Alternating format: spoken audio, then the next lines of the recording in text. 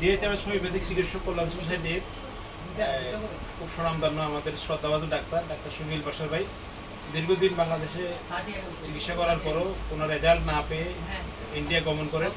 India থেকে চিকিৎসা নিয়ে এসে তার সাথে আমরা সৌজন্য সাক্ষাৎ করি।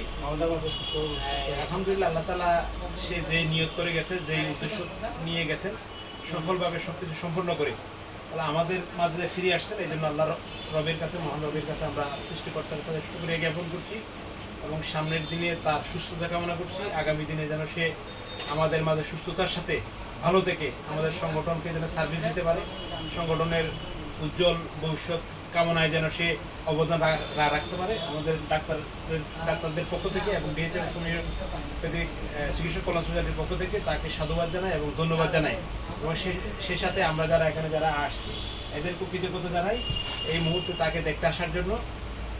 এই পর্যায়ে আমি সামান্য কথা বলবার জন্য অনুরোধ করার জন্য অনুরোধ করছি আমার শ্রদ্ধাভাজন অনারেবল ডাক্তার আমাকে সময় দেন।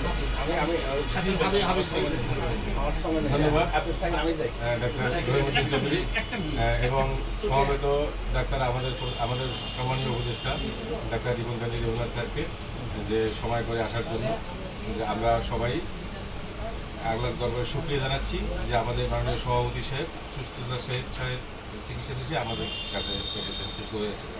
ধন্যবাদ।